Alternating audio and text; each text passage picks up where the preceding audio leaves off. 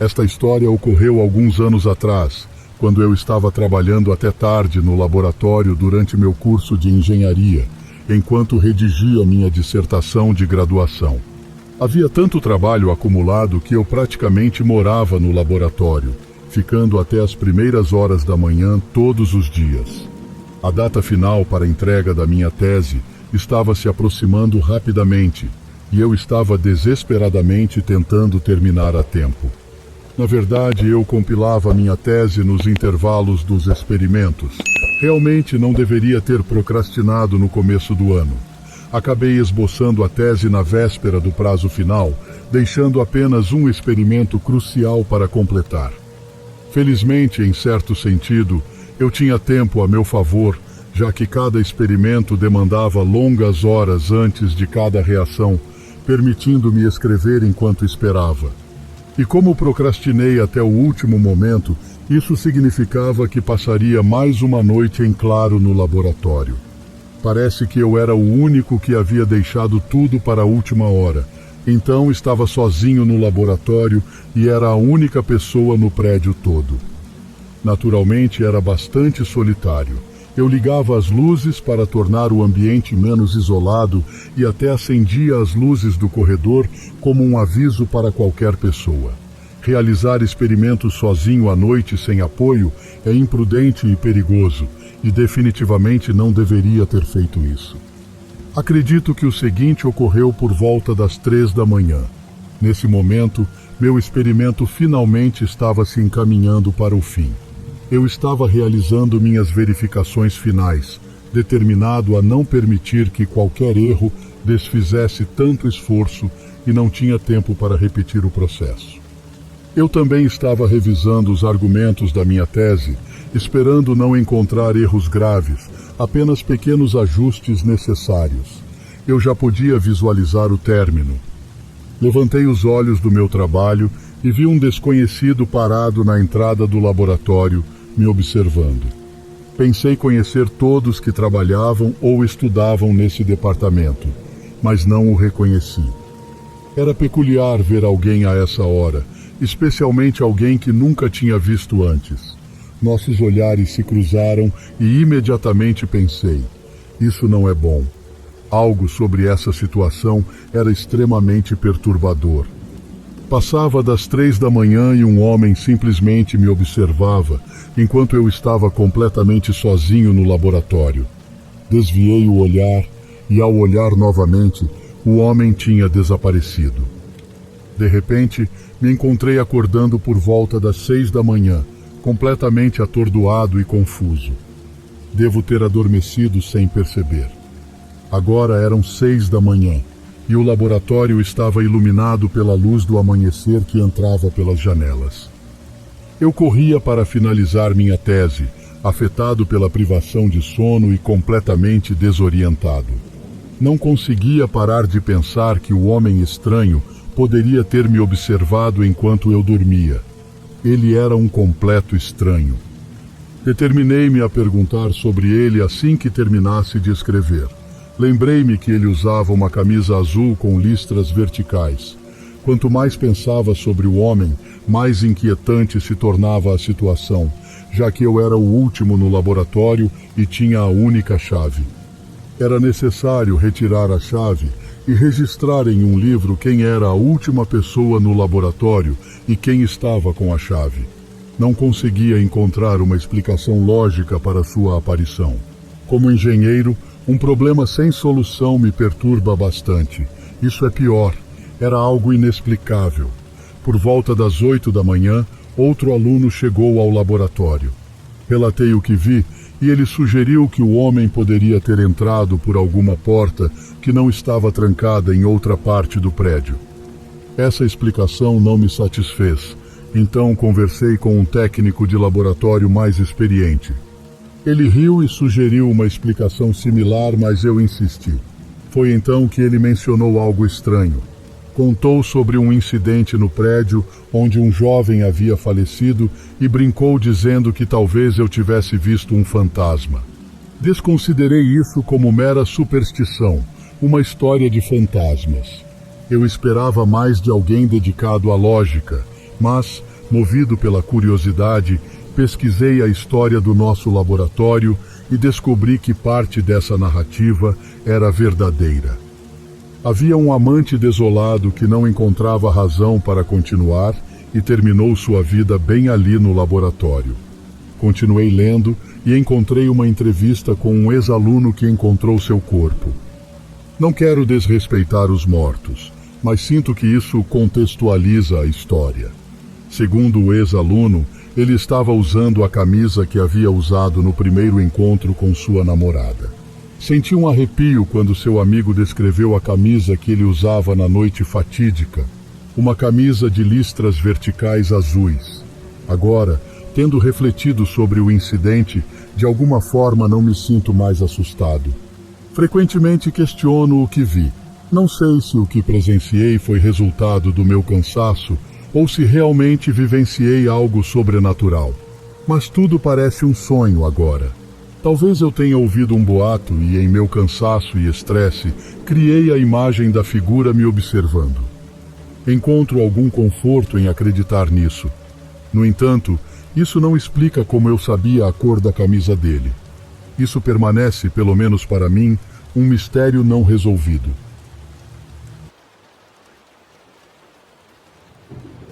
Recordo-me dessa noite claramente e ainda sinto calafrios. Moramos em um bairro tranquilo onde todos se conhecem bem. É um lugar onde se sente protegido, onde crianças brincam livremente na rua e os vizinhos se cumprimentam com cordialidade. No entanto, uma noite alterou tudo. Era uma sexta-feira à noite e meus pais receberam uma ligação urgente do hospital. Minha tia havia sofrido um acidente grave e eles precisavam ir imediatamente ao seu encontro. Na confusão, optaram por me deixar sozinho em casa, achando que seria mais seguro e rápido. Eu tinha 10 anos naquela época, considerado maduro para minha idade, e sabia cuidar de mim mesmo. Além disso, não era para demorar muito. Estava acomodado no sofá, enrolado em meu cobertor preferido, assistindo ao meu programa de TV favorito. A casa estava silenciosa, exceto pelo barulho da televisão e o ocasional estalar dos assoalhos de madeira. Eram aproximadamente 21 horas e a rua lá fora estava anormalmente quieta. Estava totalmente absorvido na minha série quando ouvi uma batida na porta. Meu coração disparou. Visitas eram raras, especialmente a essa hora. Interrompi a TV e me aproximei lentamente da porta. Tínhamos uma pequena grade de segurança instalada, então olhei por ela para ver quem era. Para minha surpresa, era nossa vizinha idosa, Dona Thompson. Ela tinha mais de 70 anos, uma senhora amável que sempre tinha um sorriso e um biscoito para mim quando eu a visitava. Mas eu não a via há algum tempo. Ela parecia diferente aquela noite, desarrumada e visivelmente perturbada. Ela bateu novamente, com mais urgência desta vez. Querido, é a Dona Thompson, ela anunciou, sua voz soando estranha, quase comprimida. Vim para te fazer companhia. Vamos brincar e ver TV juntos. Algo não estava certo. Meus pais sempre me instruíram a nunca abrir a porta para desconhecidos. Mas Dona Thompson não era uma desconhecida. Mesmo assim, sentia no fundo que algo estava errado. Fiquei hesitante, minha mão parada sobre a fechadura. Quando estava prestes a abrir, notei algo brilhante em sua mão. Ela segurava uma grande faca de cozinha. Meu sangue esfriou. Não conseguia acreditar no que via. Por que Dona Thompson estaria com uma faca? Recuei da porta, o coração martelando no peito. Desculpe, Dona Thompson, gaguejei, mas não posso abrir a porta, meus pais não estão. Seu rosto se contorceu num sorriso perturbador. Tudo bem, querido, só quero ajudar. Abra a porta que vamos nos divertir. O terror me invadiu, não sabia o que fazer. Corri para a cozinha e peguei o telefone para ligar para meus pais, mas sem resposta. Tentei os vizinhos, mas ninguém atendia. Os minutos pareciam eternidades enquanto eu discava desesperadamente. Dona Thompson continuava a bater, suas batidas ficando cada vez mais fortes e insistentes. Deixe-me entrar, querido, não tenha medo. Corri para o meu quarto e tranquei a porta. Escondi-me debaixo da cama, agarrado ao meu telefone, tentando ficar o mais silencioso possível. Minha mente estava inundada de medo e perplexidade. O que havia acontecido com Dona Thompson? Por que ela estava assim? Enviei uma mensagem aos meus pais contando o ocorrido. Eles responderam prontamente, mandando eu me manter escondido e que estavam chamando a polícia. Pareceu uma eternidade, mas sabia que a ajuda estava a caminho. Debaixo da minha cama, eu ouvia Dona Thompson andando do lado de fora. Ela murmurava para si mesma e eu podia ouvir o leve arrastar da faca na porta. Lágrimas corriam pelo meu rosto enquanto tentava controlar minha respiração. Finalmente, ouvi as sirenes ao longe. O som se intensificava até chegar bem perto. Ouvi a porta da frente ser arrombada e vozes gritando. Continuei escondido, com muito medo de me mover. Depois do que pareceu uma eternidade, ouvi uma voz tranquila. Está tudo bem, pode sair agora. Você está seguro.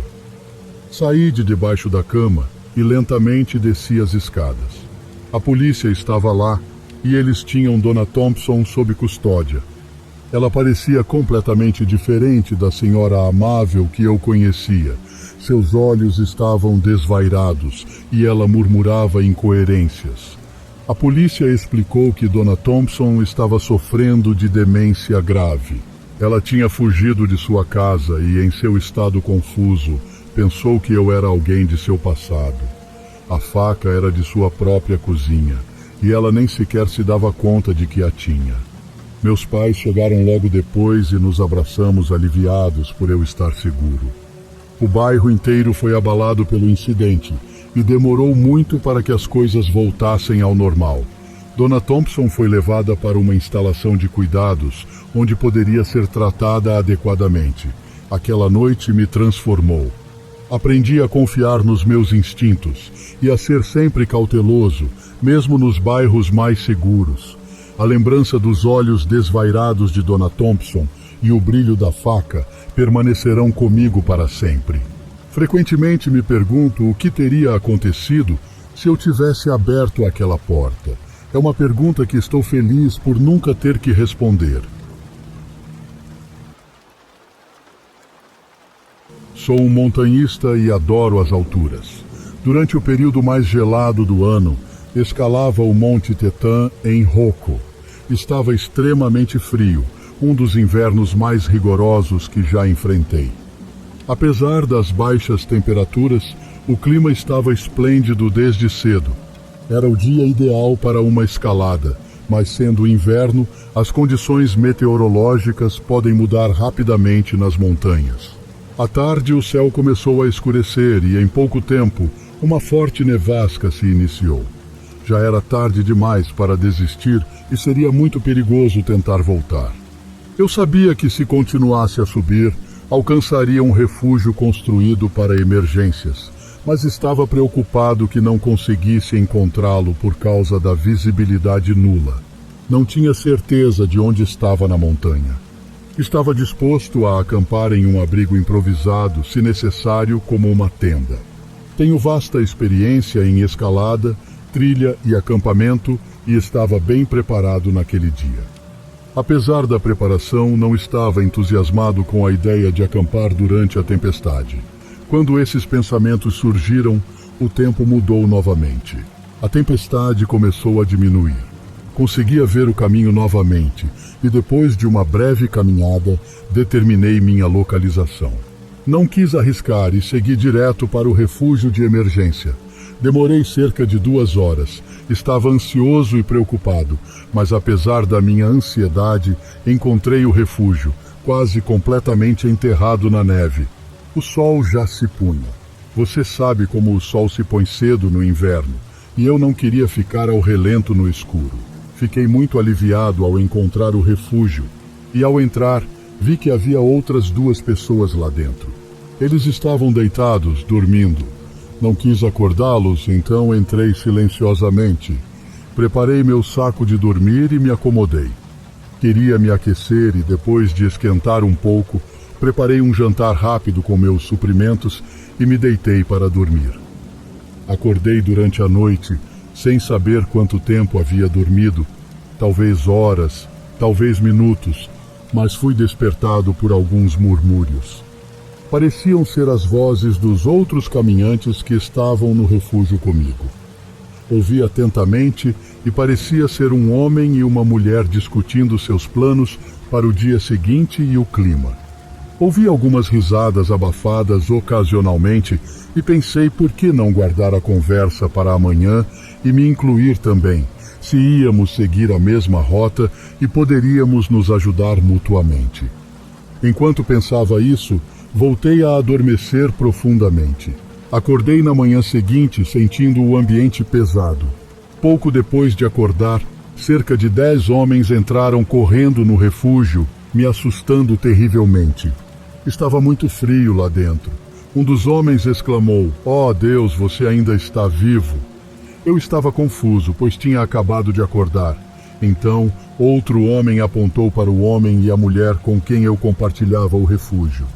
Perguntei o que estava acontecendo e me informaram que os dois tinham feito um chamado de socorro, mas infelizmente, devido à forte tempestade, o helicóptero de resgate não conseguiu chegar até eles. A única opção dos socorristas foi subir a pé e levou 2 dias para alcançá-los na montanha. Infelizmente, foi tarde demais para o casal que faleceu devido à exposição em um ponto mais alto durante a escalada. Os socorristas não conseguiram trazer os corpos montanha abaixo porque o tempo piorou novamente, então decidiram deixar os corpos no refúgio de emergência, em vez de arriscar uma tragédia maior. Eu não conseguia entender a situação, e os murmúrios que ouvi, e a conversa deles sobre como planejavam descer a montanha. Alucinações auditivas não são raras nos invernos mais severos, mas será que foi realmente isso? Eu não estava convencido. Perguntei se eram um casal, pois pareciam íntimos um com o outro. Confirmaram que eram recém-casados e que a escalada era parte da lua de mel deles. Além disso, o homem era conhecido pela equipe de resgate, pois era um montanhista experiente. Me aconselharam a deixar a cadeia de montanhas antes que o tempo mudasse novamente. Segui o conselho e desci a montanha em segurança, o que me deu muito tempo para refletir sobre a experiência. Ainda penso nisso frequentemente. Quando soube que tinha passado a noite com 2 corpos frescos, inicialmente me assustei, especialmente porque jurei tê-los ouvido conversando. Pensei nas vozes que ouvi, que eram alegres, não assustadoras. Eles até riam juntos em alguns pontos. Isso de alguma forma aquece meu coração. As montanhas são lugares maravilhosos, e quando os ouvi dizer que planejavam deixar as montanhas pela manhã, espero que tenham conseguido e estejam em paz. Se eu morrer nas montanhas, gostaria de pensar que estaria bem com isso. Pensar na minha experiência dessa maneira me faz sentir melhor sobre o acontecimento.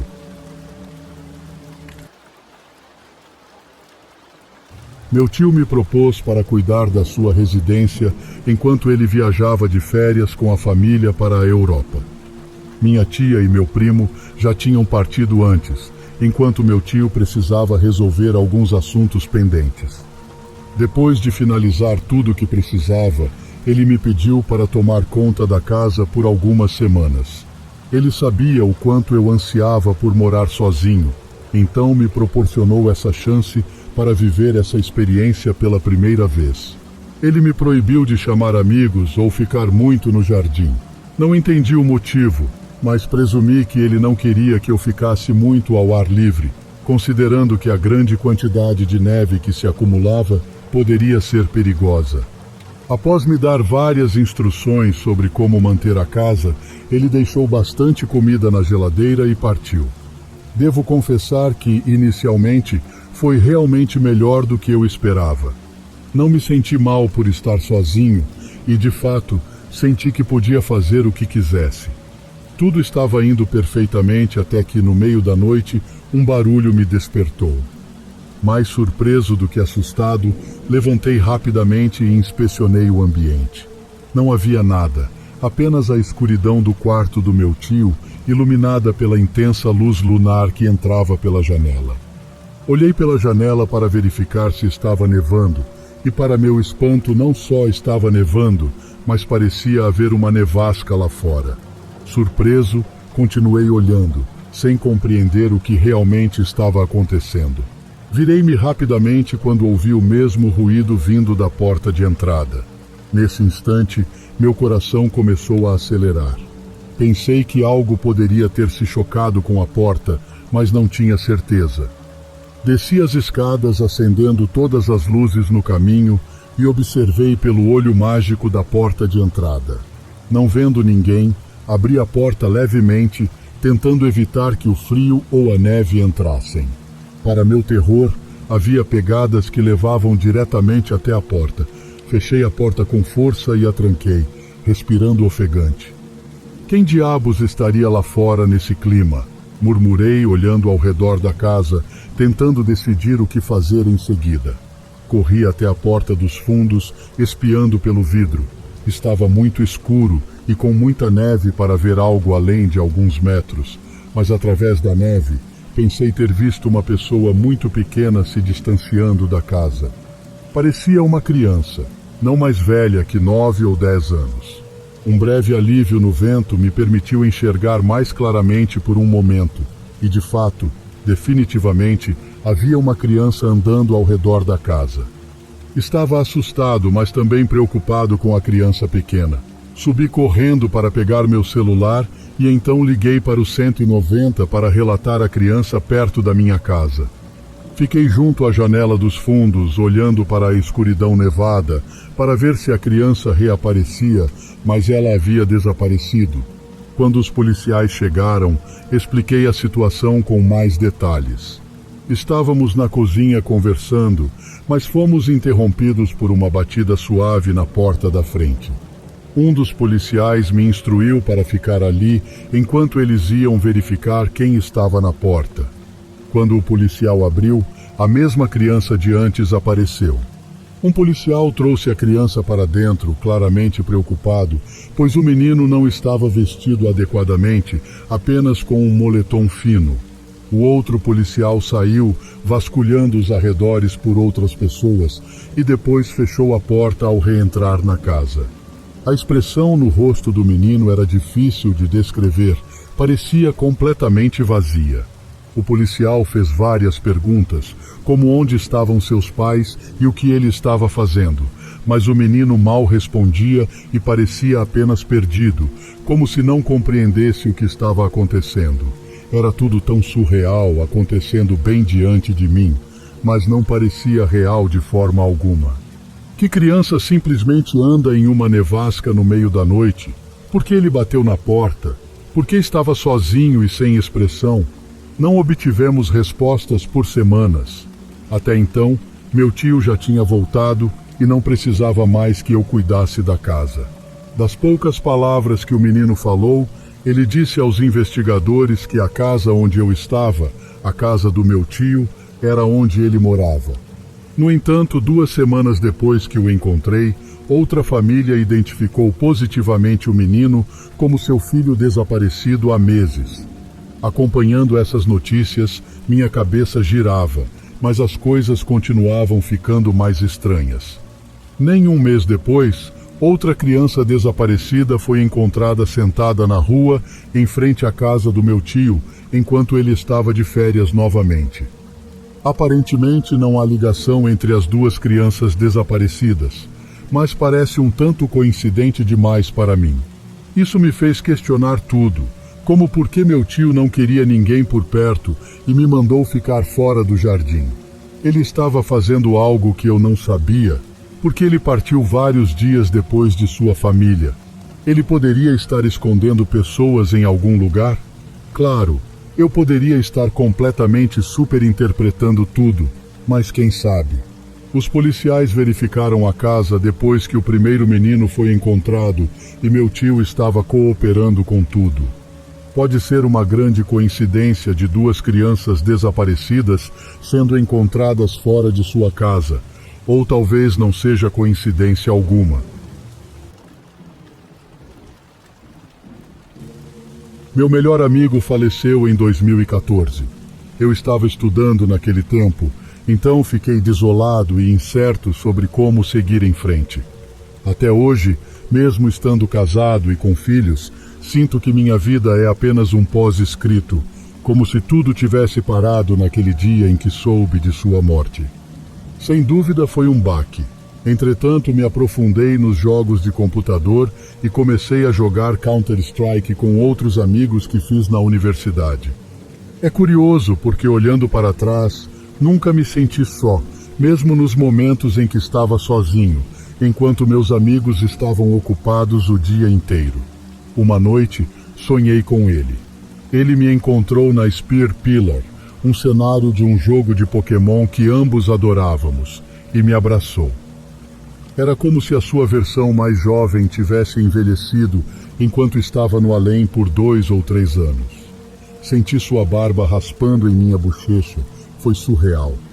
Ele me disse para eu não me preocupar mais com ele e que ele estava sempre comigo, seja no ônibus, em casa relaxando ou na universidade.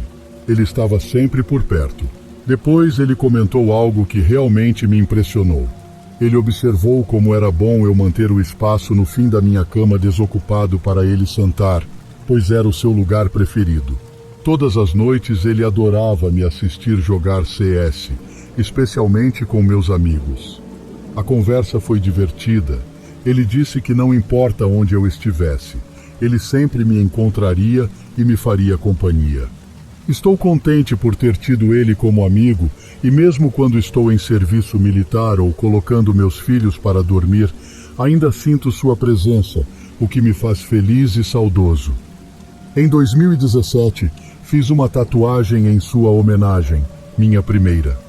Eu realmente sinto falta do meu amigo. Olá, amigos do canal. Sejam bem-vindos. E por favor, ajude nosso canal a crescer. Curte, compartilhe e inscreva-se.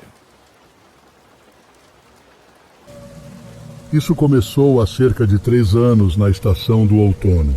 Uma moça se instalou no apartamento ao meu lado. Ela me pareceu bastante simpática quando a cumprimentei ao chegar no prédio.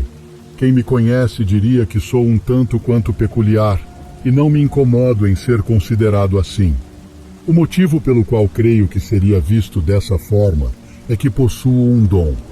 Tenho a impressão de ser o tipo de pessoa a quem os espíritos decidem se mostrar. Em outras palavras, posso perceber a presença de fantasmas. Suponho que algumas pessoas que estão ouvindo isso agora possam estar zombando ou até pensando em desistir de ouvir, mas para aqueles que permanecem, por favor, permitam-me detalhar. Possuo essa capacidade desde sempre. Simplesmente sinto quando algo está presente. Desde que minha nova vizinha chegou, percebi uma alteração no ambiente. Comecei a ter paralisia do sono quase todas as noites. Deitado na cama, imobilizado, só conseguia pensar que minha vizinha deveria ter trazido alguma presença com ela. Isso durou alguns meses e eu me adaptei a isso. Pode parecer insano dizer, mas é verdade. Nem todas as noites eram terríveis. Veio então um dia inesquecível. Nunca esquecerei aquele dia. Era um domingo pela manhã e estava na primavera. Imagine um dia claro de um fim de semana no começo da primavera. Foi quando tudo mudou. Tinha planos para encontrar minha namorada mais tarde, mas despertei muito cansado e abatido. Tinha feito horas extras no trabalho e parece que isso finalmente me afetou. A paralisia do sono esporádica também não colaborava. Resolvi perguntar se ela preferiria vir à minha casa em vez de sairmos. Simplesmente não tinha energia. Disse que a buscaria na estação se ela viesse até minha região. Enviei-lhe uma mensagem explicando tudo isso e então me virei para dormir mais um pouco. Estava confiante de que o telefone me acordaria em algum momento antes do meio-dia. Minha porta da frente estava aberta e alguém entrou de forma tranquila e silenciosa. Pensei comigo, que namorada atenciosa eu tenho por não tentar me acordar e vir até aqui sem pedir carona. Imaginei que a deixaria entrar e se juntar a mim no quarto. Percebi movimento da entrada ao quarto e então alguém se aproximou da minha cama. Mas então, de repente, pensei: espere, isso é impossível. Eu sempre coloco a corrente na porta e tranco tudo 2 vezes quando possível. A razão é que, quando criança, passei por um assalto à residência. Sempre me asseguro de que tudo está trancado à noite. Então parecia impossível que minha namorada pudesse entrar no meu quarto por uma porta trancada, e ela não tinha a chave. Assim que a realização atingiu minha mente ainda sonolenta, já era muito tarde, e senti como se alguém estivesse ao lado da minha cama, e de repente estava imobilizado. A paralisia do sono atacou fortemente. Assim que meu cérebro registrou essa impossibilidade, parecia que estava irremediavelmente preso ao meu corpo. Não podia me mover. O que estava ao lado da minha cama parecia estar me aprisionando à cama. Eu estava tão aterrorizado que nem conseguia forçar-me a abrir os olhos. Não tinha certeza se podia, mas não queria tentar. Meu medo estava no máximo. Não era como as outras vezes que tive paralisia do sono. Era muito pior. Sentia como se a presença fosse extremamente forte. Este espírito parecia mais poderoso do que eu e nunca me senti tão desamparado na vida.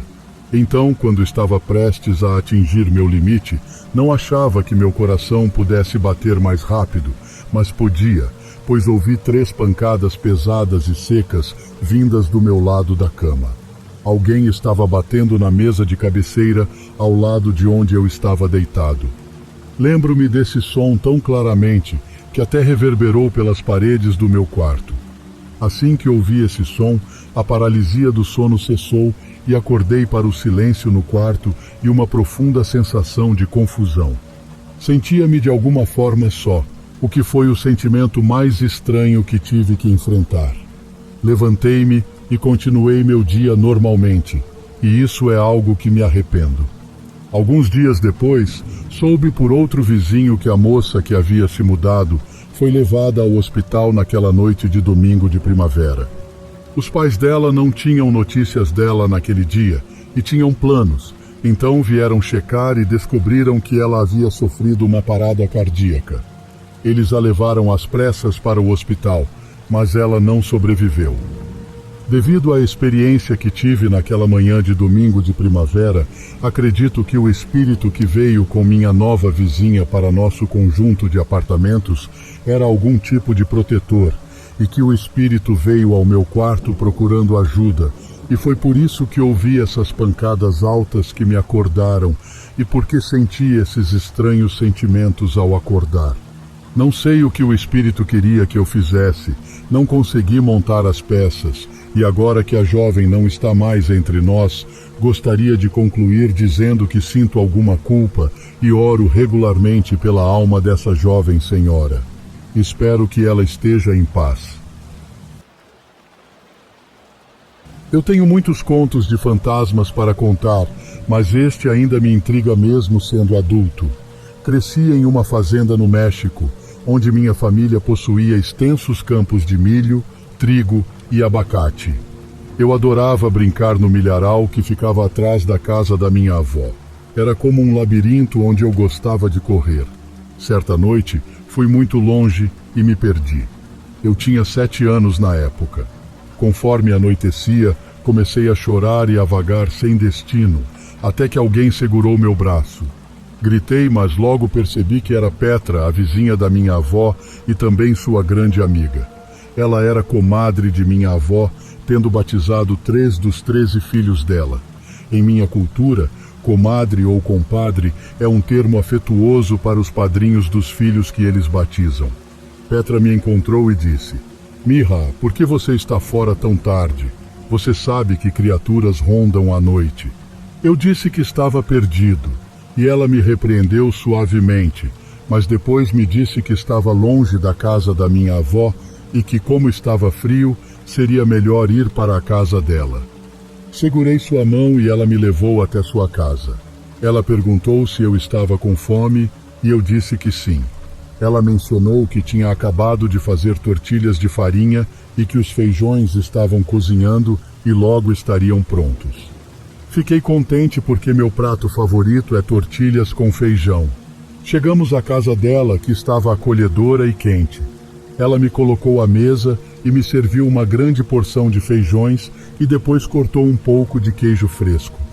Ela preparou alguns mini burritos para mim, que comi com alegria, e depois me disse que ia avisar minha avó que eu estava com ela. Até então, tudo normal. Comi, fiquei satisfeito e depois, quando Petra voltou de falar com minha avó, ela sentou-se em frente a mim e sorriu. Ela era uma mulher pequena, com olhos castanhos claros encantadores e disse: Mirra, não consegui falar com minha comadre ou compadre. Eles devem estar te procurando, então termine de comer e se limpe. Ela também pediu que eu avisasse minha avó que ela lamentava ter saído sem se despedir. Você está partindo, Nana Petra? Perguntei, me sentindo muito triste. Sim, mas não se preocupe. Eu voltarei quando for o momento. E ela sorriu para mim. Eu estava muito triste. Quando você vai partir? Perguntei. Quando eu te deixar, partirei com minha filha, ela me disse. Fiquei triste, mas concordei em contar à minha avó. Agora que eu tinha terminado de comer, lavei as mãos na sua bica de água e ela me levou de volta pelo campo de milho. Ela me levou até o meio, beijou meu cabelo e disse: Continue andando em linha reta. Você ouvirá seu avô chamando por você e lembre-se de dizer à sua avó o que eu disse.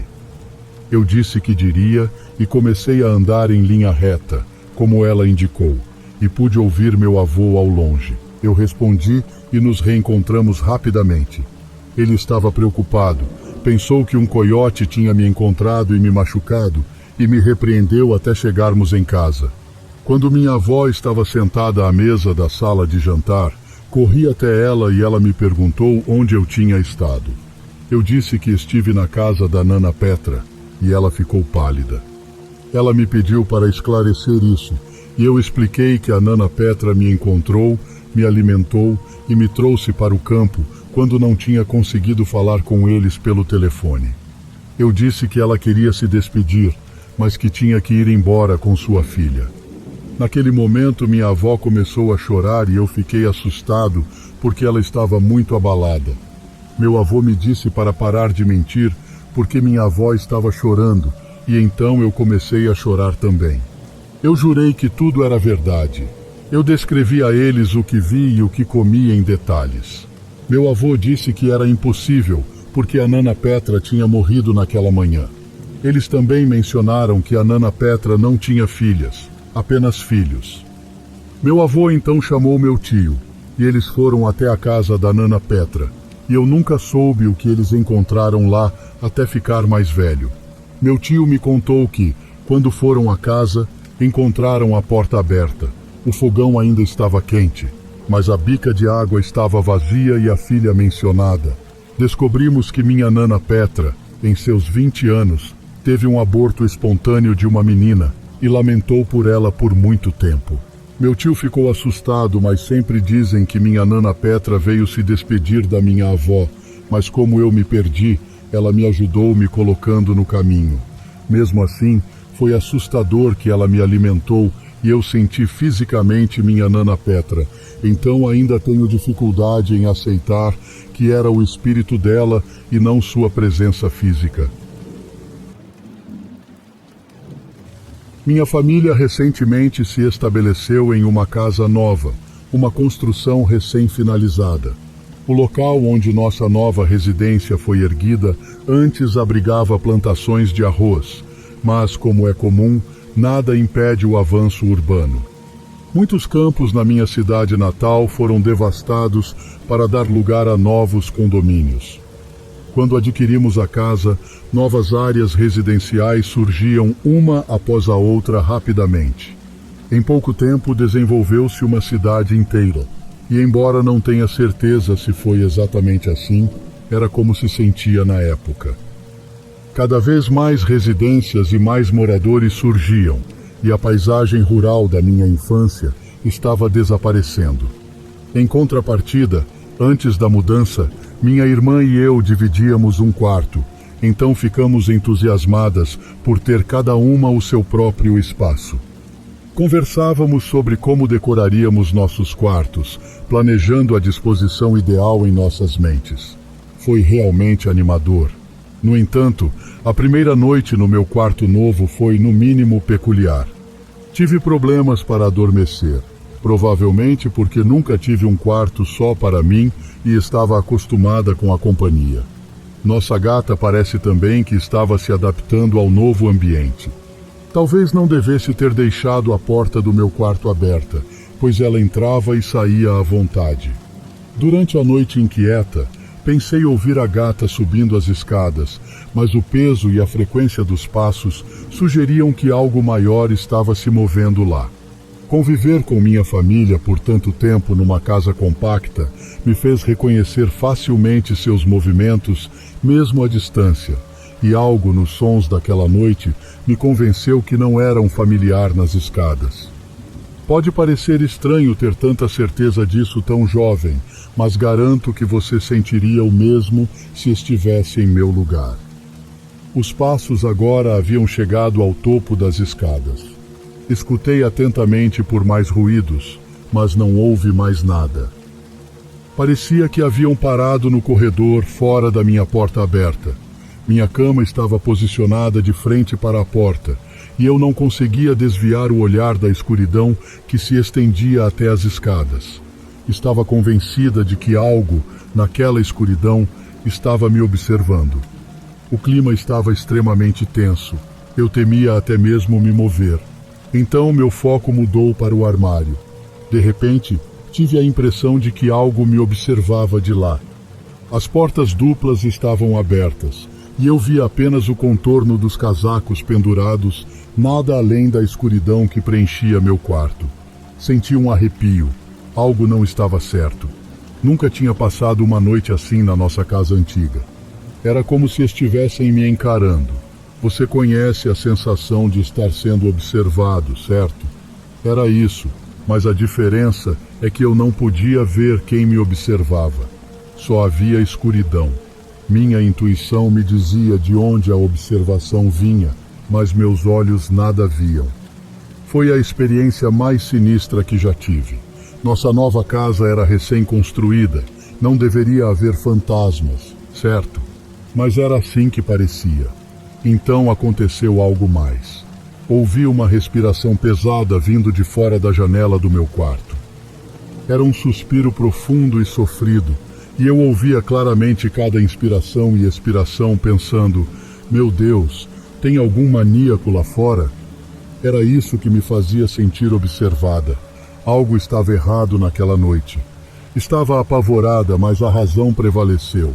Eu estava no segundo andar, seria impossível alguém estar lá sem uma escada. Nada fazia sentido. Então ouvi um som que lembrava um rosnado, similar ao de um cachorro antes de latir. Estava apavorada demais para olhar pela janela e ver o que estava lá. Mantive-me imóvel, rezando para que os ruídos cessassem. Minha gata, que tinha entrado no quarto, começou a emitir aquele miado estranho que os gatos fazem quando estão agitados. Abri um olho e a vi, à direita, encarando a janela e mostrando os dentes, começando a rosnar. Sentia como se houvesse alguém ou algo muito perto. Precisava agir, então repeti mentalmente: vá embora. Pouco depois, a sensação de estar sendo observada e de não estar sozinha lentamente se dissipou. Minha gata finalmente se acalmou e parecia que o que antes estava no quarto comigo agora tinha ido embora. Também era como se algo ou alguém viesse para observar e depois desaparecesse. Na manhã seguinte, ao acordar, a primeira coisa que fiz foi olhar pela janela, tentando entender a respiração e os rosnados que ouvi. Vi pela primeira vez um cemitério próximo. Parece que um dos terrenos que não foi nivelado para novas casas era um lote de sepulturas familiares, visível claramente da janela do meu quarto. Desde então, às vezes à noite, sentia como se alguém subisse as escadas, ou até mesmo me espiasse do escuro do meu armário, mas nunca mais ouvi aqueles rosnados, embora às vezes parecesse ver uma sombra escura semelhante a um cachorro pelo canto do olho. Tentei não pensar muito nisso, mas se tornou demais, e pedi para trocar de quarto com minha irmã.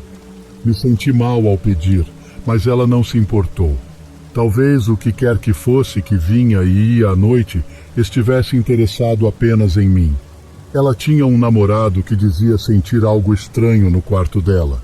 Por enquanto, estou bem no quarto dela, mas evito ao máximo meu antigo quarto, e me pergunto por que algo parece tão ligado a ele.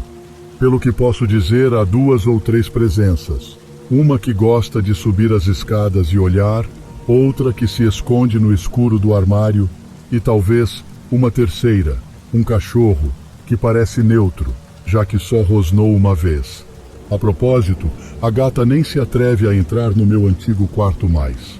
Às vezes é preciso confiar nos animais. Eles veem coisas que nós não vemos. Na minha opinião, minha irmã parece tranquila e não muito incomodada pelos que chamo de os observadores. Pessoalmente, tenho muito medo deles. Eu tenho 20 anos e venho de um pequeno povoado no norte do Irã, localizado em uma região montanhosa cercada por uma vasta floresta. Esse incidente aconteceu há 2 anos, quando eu tinha 18 anos. Era um dia parcialmente nublado e eu resolvi fazer minha caminhada diária habitual pela floresta. O caminho principal da floresta começa atrás da nossa casa, então não era uma longa caminhada, mas sim uma exploração mais profunda na floresta, uma trilha de terra com árvores se estendendo ao infinito. Apesar de ser mais tarde do que minhas caminhadas habituais, por volta das 18 horas, com o anoitecer chegando, eu não estava preocupado. Meu conhecimento do caminho me tranquilizava, e eu pensei que voltaria logo, o que me encorajou a prosseguir. Aproximadamente 20 minutos na caminhada, a escuridão aumentava a cada minuto. Alcancei uma parte do caminho, uma estrada reta de cerca de 300 metros, onde o final era levemente visível. Enquanto caminhava lentamente por essa estrada, percebi uma silhueta escura no extremo distante, uma entidade sombria parada no centro. Era o crepúsculo, então eu não tinha certeza do que estava vendo, especialmente à distância. Meu primeiro pensamento foi que poderia ser uma vaca, é uma vila. Então muitos têm fazendas aqui e às vezes soltam suas vacas na floresta por dias, mas geralmente em grupos. Então, quando me questionei por que esta estava sozinha, e mais importante, por que não se movia, acredite ou não, eu não sei porquê, mas não parei. Pode ter sido curiosidade ou talvez eu não quisesse parecer facilmente assustado caso fosse uma pegadinha de alguém da vila. Não consigo realmente explicar o que estava pensando naquele momento, apenas lembro de encarar aquela coisa sem piscar enquanto caminhava em sua direção. O que mais me perturbou foi o fato de que essa coisa não se mexeu nem um pouco. Fiquei cada vez mais desconfortável conforme me aproximava, e uma forma começou a se definir. Era uma figura alta com pernas longas e finas. Em um momento pensei ter visto uma terceira perna ou talvez um bastão em sua mão. Não posso afirmar com certeza. Conforme prosseguia, meu coração parecia que ia explodir. Parei a 18 metros dele, observando-o parado perfeitamente imóvel. Não tive coragem de falar nada, e naquele momento decidi ignorar e voltei. Enquanto voltava, olhava constantemente para trás, paranoico em ver a coisa se mover. No entanto, cada vez que olhava para trás, ela permanecia imóvel, ficando gradualmente mais distante até finalmente desaparecer de vista. Já estava quase totalmente escuro nesse ponto, e depois de algumas curvas, consegui relaxar. Não me preocupei tanto e resisti à vontade de correr para casa desesperadamente e continuei caminhando num ritmo normal, tentando esquecer o que tinha acabado de acontecer. Comecei a usar meu celular, pensando em ligar para um amigo e conversar com alguém até chegar em casa. Mas, justo antes de fazer a ligação, olhei para trás pela última vez, algo que lamento ter feito. Vi algo que ainda me aterroriza até hoje. Lá estava novamente, a figura escura e borrada parada no meio da estrada, a cerca de 15 metros de mim desta vez. Não fiquei para ver se ela se movia. Corri pela minha vida, corri como se parar significasse a morte certa. Não olhei para trás nem uma vez, apenas corri. Quando cheguei, minhas mãos e pés estavam tremendo, uma experiência que nunca tive antes e espero nunca ter novamente. Minha família, ao ouvir meu relato, insistiu que eu devia estar alucinando, mas eu podia ver o choque e o medo em seus olhos. Nunca vi tal coisa novamente e nunca discuti isso com ninguém até hoje. No entanto, a experiência permanecerá para sempre em minha mente, me assombrando. Só para vocês saberem, Deb é uma criatura conhecida entre as pessoas de Ma'adan, que é uma província no norte do Irã. Vive nas florestas, corre muito rápido, às vezes é invisível, é alta e tem um corpo escuro enorme. As descrições variam sobre como realmente parece. Acredita-se que se alguém sair sozinho na floresta à noite ou ao amanhecer, o Deb atacará. Uma vez que acordam, sentirão confusão, loucura ou talvez percam a capacidade de falar. Em algumas histórias, eles conseguiram fugir com uma arma afiada ou até mesmo orando. Também é acreditado que alguns ficaram muito ricos depois de roubar seu chapéu, o que lhes trouxe muita riqueza e boa sorte. E todos em suas famílias nas próximas gerações estavam seguros de qualquer dano dessa criatura. Mas se realmente era isso, eu nunca saberei. O que vocês acham? Isso ocorreu em junho do ano passado, e naquela época eu era motociclista. Adquiri minha moto depois de me formar e aproveitava cada oportunidade para pilotar. Eu realmente não tinha um destino específico, apenas amava pilotar. Estava pilotando uma noite, sabendo que teria o dia seguinte livre, então decidi ir um pouco mais longe. Tive uma noite agradável pilotando e decidi retornar para casa depois da meia-noite. Estava a caminho de Setagaya, em Tóquio, e as estradas estavam tranquilas. Eu estava relaxado quando, de repente, o carro à minha frente freou abruptamente, colidindo com a mureta de proteção. Fiquei atordoado ao presenciar o acidente bem à minha frente. Não tive escolha senão estacionar e tentar entender o que havia acontecido. Corri para o lado do motorista e vi que a motorista era uma mulher, claramente abalada, balançando a cabeça incessantemente enquanto suas mãos estavam agarradas ao volante. Isso é ruim, pensei. Comecei por perguntar se ela estava bem com a voz mais suave que pude. Após alguns segundos sem resposta, comecei a me desesperar. Percebi a gravidade da situação e chamei a polícia. Enquanto esperava, perguntei repetidas vezes se ela estava bem e, eventualmente, ela saiu do carro. Não parecia ferida, mas sua pele estava extremamente pálida, quase azulada, e ela murmurava algo inaudível. Aproximei meu ouvido de sua boca. Ela continuava a sussurrar o que eu fiz, com voz trêmula. Então, como se respondesse a si mesma, ela exclamou: "Eu atropelei uma criança." Ela repetia essas palavras, e sua voz se tornava mais forte e alta. Era doloroso ouvir seus gritos desesperados. Estava profundamente perturbado, era uma cena aterrorizante. Lembrei-me que estava logo atrás e não havia visto criança alguma na estrada.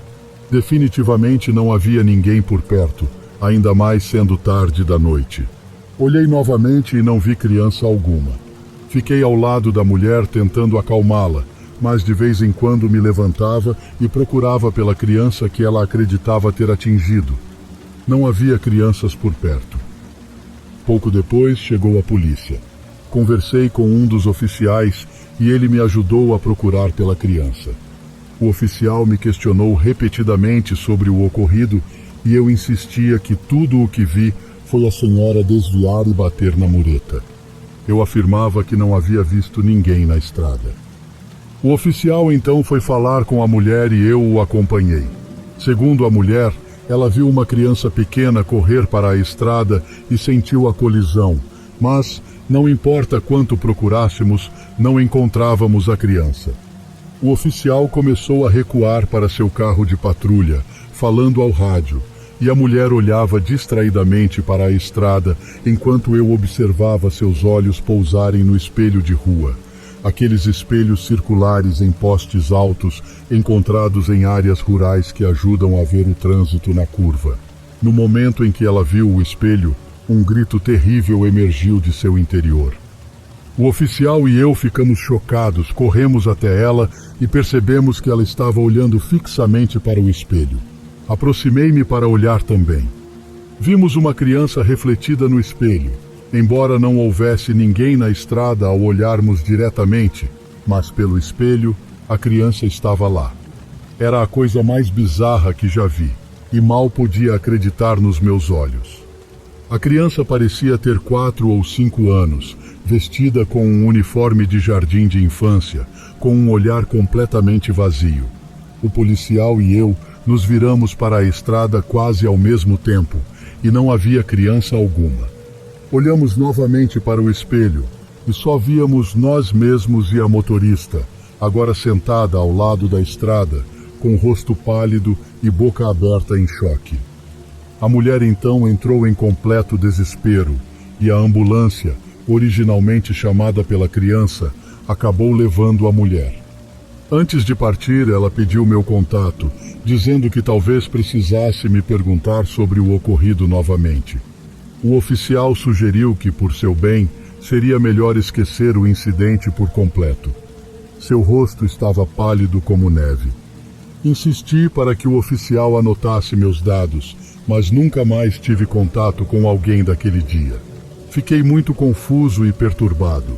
Frequentemente penso no ocorrido.